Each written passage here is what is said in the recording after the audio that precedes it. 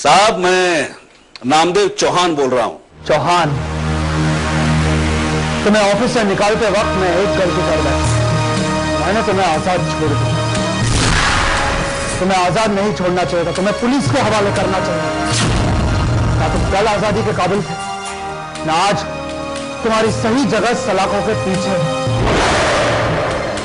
बोलो, कहां हो तुम? नहीं, मेरी आजादी कोई मुझसे छीन नहीं सकता। मैं आपका फ्रस्ट्रेशन समझ सकता हूं। क्या है, जिंदगी से हारा हुआ, प्यार में हारा हुआ इंसान बिल्कुल आपकी तरफ चिड़चिड़ा हुआ।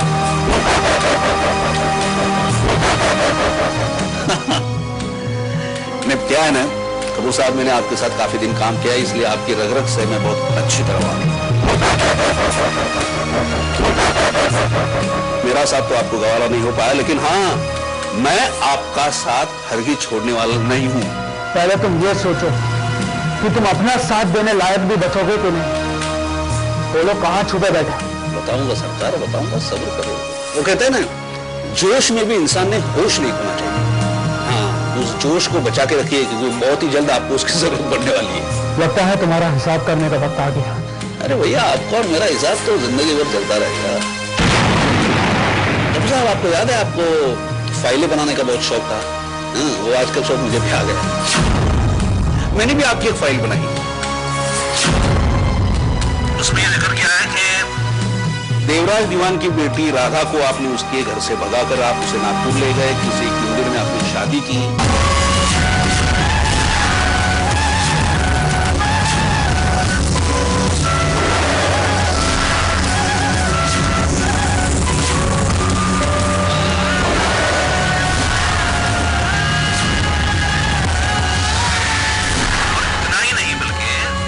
राधा की ननंद तारा, उसके साथ आपका इश्क चल रहा है। ऐसी काफी चीजें, काफी दास्तान, लंबी दास्तान उस फाइल में है। अब मैं सोच रहा हूं कि क्या कीमत लगाई जाए इस फाइल, और हो कीमत तय होते ही मैं आपको दोबारा फोन करूंगा। लेकिन तब मेरी आवाज भूलिएगा नहीं, क्योंकि क्या है, मैं अपना नाम शंकर नामदेव चौहान बार बार जाहिर करने का आदी नहीं, समझे?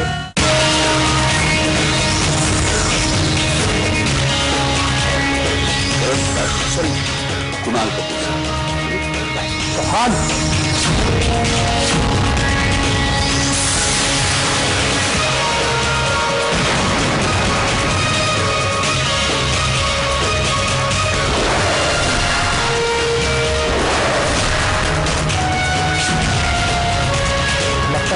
देवराज दीवान से पहले चौहान का हिसाब करना पड़ेगा।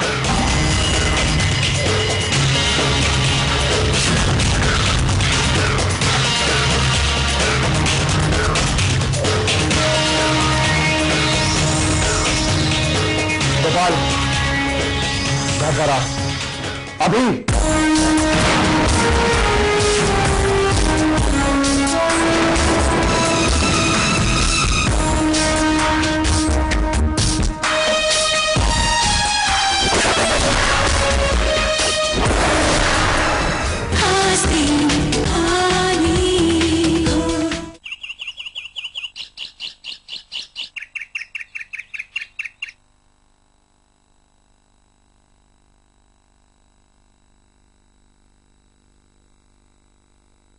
देवयानी, तुम्हारी माँ यहाँ आई थी, कुछ खास काम था? बहरी हो गई हो, सुनाई नहीं देता? मैं तुमसे कुछ पूछ रही हूँ। तुमने घर के किसी भी सदस्य को नहीं बताया कि तुम्हारी माँ यहाँ आई थी। हम सब की शिकायतें करने के लिए उन्हें यहाँ बुलाया था।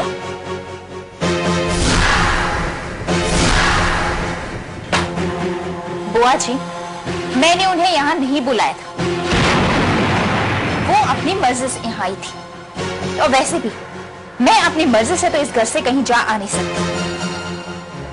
क्या वो भी मुझसे मिलने यहाँ नहीं आ सकती? नहीं नहीं देवयानी, यहाँ आने जाने के लिए तुम्हारी माँ पर कोई पाबंदी नहीं है। लेकिन देवयानी, जहां तक मैं तुम्हारी माँ को जानती हूँ, वो तो बिना किसी कारण के यहाँ आ ही नहीं सकती।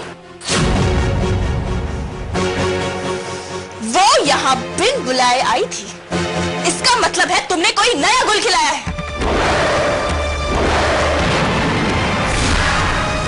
सच सच बता, अरे अब क्या कर दिया तुमने? मैंने कुछ नहीं किया, वो मुझसे मिलने आई थी बस, इसके अलावा और कुछ नहीं। मेरा यकीन कीजिए। अरे तुझ पर तो मुझे सपने में भी भरोसा नहीं होगा। लगता है मुझे खुद पता लगाना पड़ेगा कि अब तूने किया क्या है। बेशर्मी की भी हद होती है। न जाने भगवान ने तुम्हें किस मिट्टी से बनाया है। टेंशन ही टेंशन है, कसम से।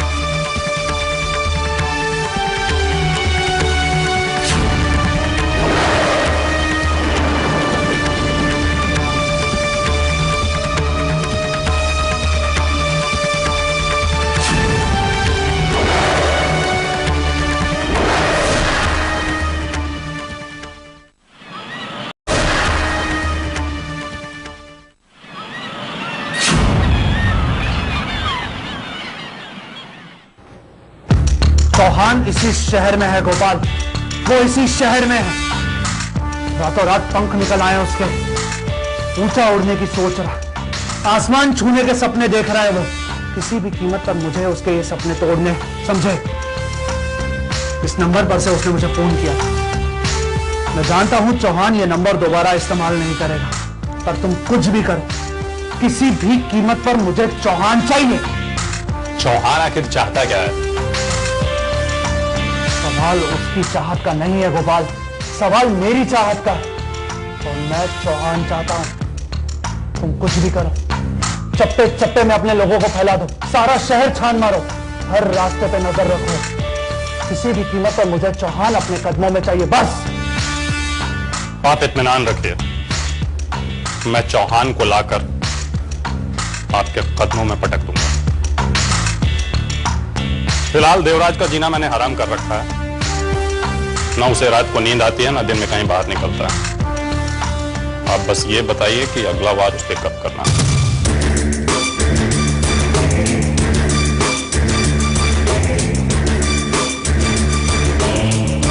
नहीं, फिलहाल देवराज को दहशत के साए में रहने दो। तुम चौहान पर ध्यान दो। चौहान हमारे रास्ते में आ चुका है, और इससे पहले कि चौहान अपना सर उठाए और एक मुसीबत में बदल जाए, हमें उसका सर कुचलना है।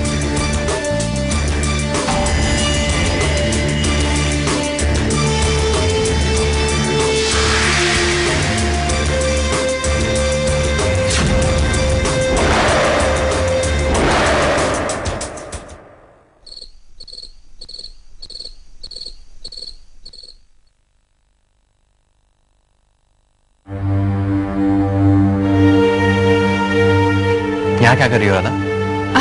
आगे कैसा रहा आज का दिन? बहुत अच्छा, एक बिजनेस डील भी फाइनल हुई है। अच्छा, ये तो बहुत अच्छी खबर है अजय। भैया अभी काफी खुश थे आज।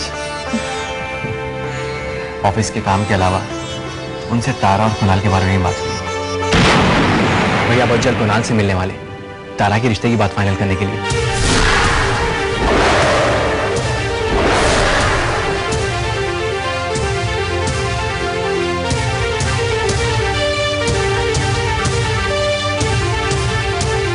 क्या बात है राधा, तुम इस बात से खुश नहीं हो? नहीं नहीं अजय, मैं तो बहुत खुश हूँ, ऐसी कोई बात नहीं है। वो मम्मी जी ने कहा है ना कि जब तक उनकी तसल्ली नहीं हो जाती, इस रिश्ते के बारे में कोई बात ना करें। अब भाई मेरी तसल्ली तो हो चुकी है, और मैं जानता हूं माँ जब कुणाल से मिलेगी तो उन्हें कुणाल बहुत पसंद आएगा। दादा, इंसान को पहचानने के लिए कभी कभी पूरी उम्र नहीं, एक लम्हा काफी होता है। और कुणाल एक अच्छे बिजनेसमैन के साथ साथ अपनी पर्सनल लाइफ में बहुत अच्छा इंसान है। कुणाल तारा के लिए एक परफेक्ट चॉइस है, और मुझे पूरा यकीन है कि कुणाल एक बहुत अच्छा हस्बैंड साबित होगा। तुम्हें तारा की खुशी में शामिल होना रहा था, क्योंकि मैं नहीं चाहता कि तारा की खुशी में किसी भी किस्म की कमी हो।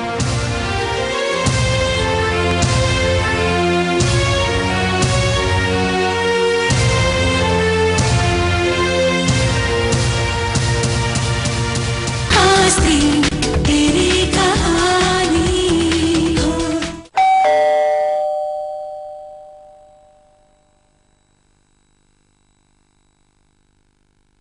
हाय।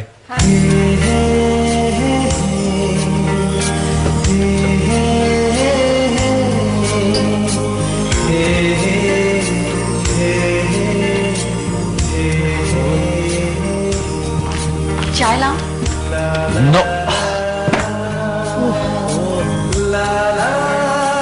बरो ना, बरो।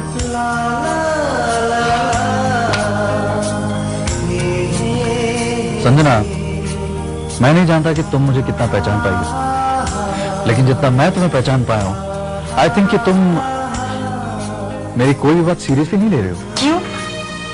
मैंने ऐसा क्या किया? ये भी मुझे दोबारा बताना पड़ेगा। तुम्हारा वो हस्बैंड गब्बर कितना इनाम रखा है रे तुम पर? हाँ, पूरे 5 लाख।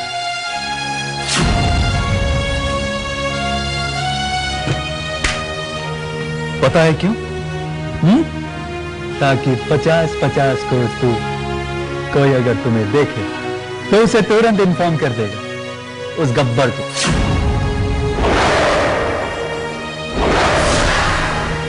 समझ गए? संजना, मैंने डोरबेल बजाई और तुमने बिना देखे दरवाजा खोल दिया। अगर मेरी जगह कोई और होता तो?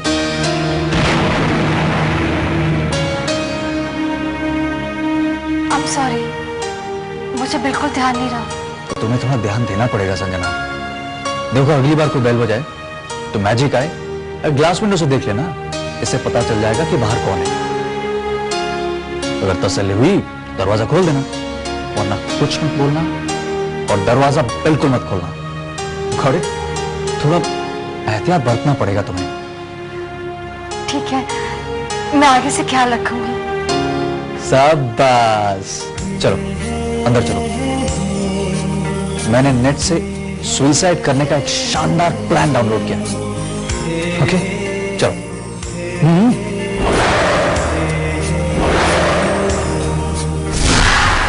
मुझे शुरू से ही पता था, मेरा एक फोन जाते ही उसके पैरों तले जमीन खिसक जाएगी। तुम्हें पता नहीं है गोपाल, जब मैं उसे पहली बार काम मांगने के लिए गया था ना, तो उसने मेरे सामने मेरी फाइल रखी थी, 7 साल का हिसाब मांगा था मुझसे। अच्छा, अब तो उसका हिसाब किताब बिगड़ चुका हो।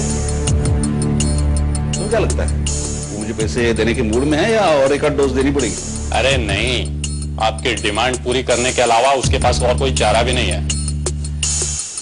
उसने मुझे अपनी कंपनी से अलग किया है गोपाल, और मैं अपना अपमान कभी नहीं भूलूंगा। उसने किया है गोपाल, और मैं अपना अपमान कभी नहीं भूलूंगा। उसने सपने में भी ये सोचा नहीं होगा कि मैं अब उसे किस किस से अलग करने वाला हूं। आप कहें तो मैं उसका एनकाउंटर कर दूं।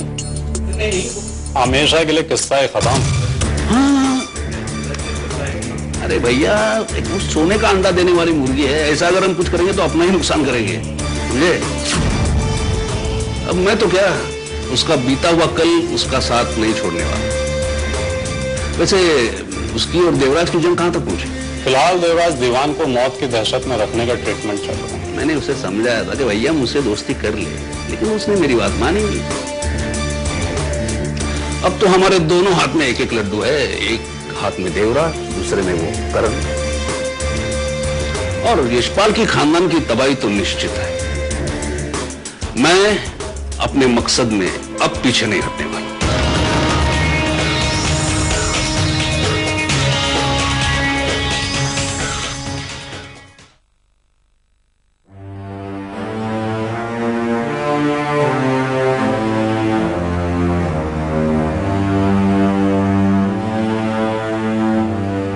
ये विशाल का फोन क्यों नहीं लग रहा है?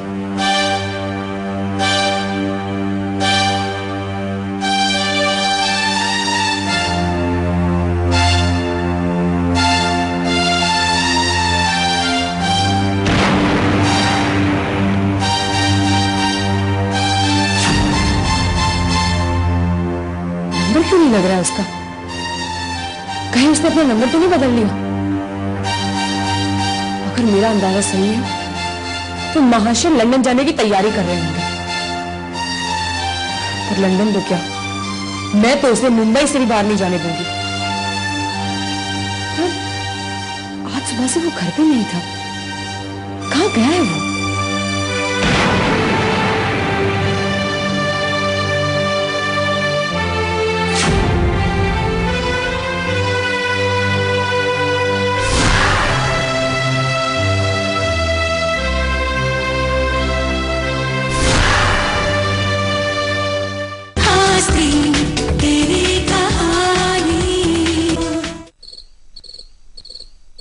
अरे बेटा, बात को समझने की कोशिश कर। देख, अगर तू अपने पापा की खुशी चाहती है ना, तो तू इस कुणाल कपूर के मामले से दूर रहेगी। इसके किसी भी काम में तू दखलंदाजी नहीं करेगी, बस। पापा, ये आप कैसी बातें कर रहे हैं? कोई मेरे पापा की जान लेना चाहता और आप मुझे शांत कर रहे हैं। अगर कुणाल कपूर किसी की जान लेगा तो मेरी, आपकी नहीं। बेटा, क्या मैं तुझे बेमौत मरते हुए देखूंगा? देख देख बेटा, ये लोग जो धमकियां देते हैं ना, ये लोग बहुत कमजोर इंसान होते हैं।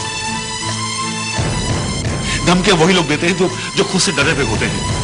अगर हम इनकी बातों में आने लगे तो इनकी यही कमजोरी इनकी हिम्मत बन जाएगी बेटा। इसका सबसे अच्छा तरीका यही है कि इनकी किसी बात पे कोई ध्यान न दिया जाए। और वैसे भी बेटा, बिजनेस में लोग दुश्मनी लेते ही रहते हैं। पापा, मैंने कुणाल कपूर के बारे में सब पता लगा लिया।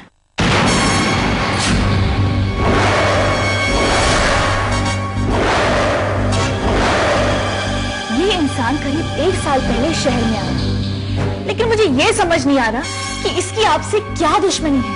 किस बात का बदला ले रहा है ये आपसे? यानी तो अपने पापा की बात नहीं मानेगी ना? नहीं समझेगी मेरी बात? गौरी बेटा, तेरे पापा ठीक कह रहे हैं, उनकी बात मान ले, मत पड़ इन सब चक्करों में। मामा प्लीज, अब इस बारे में मैं और कुछ नहीं सुनना चाहती।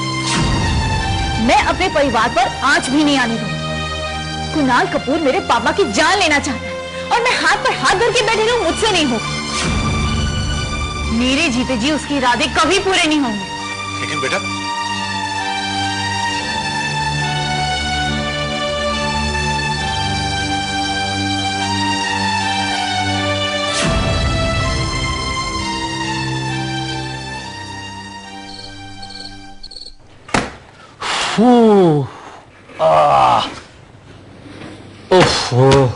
आज पूरा दिन नेट पर छान मारा, तब जाके एक ढंग का आइडिया मिला सुसाइड करने का। ये देखो,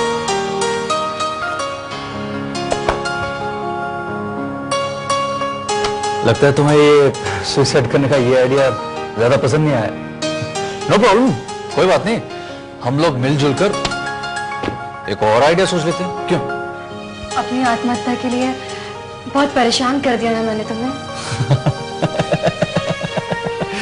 संजना, इनफैक्ट मुझे मजा आ रहा है। I am actually enjoying it. यार, सुसाइड करने के लिए मुझे पता नहीं था कि लोगों को इतना दिमाग लगाना पड़ता है, इतनी तैयारी करनी पड़ती है। स्ट्रेंज, हाँ?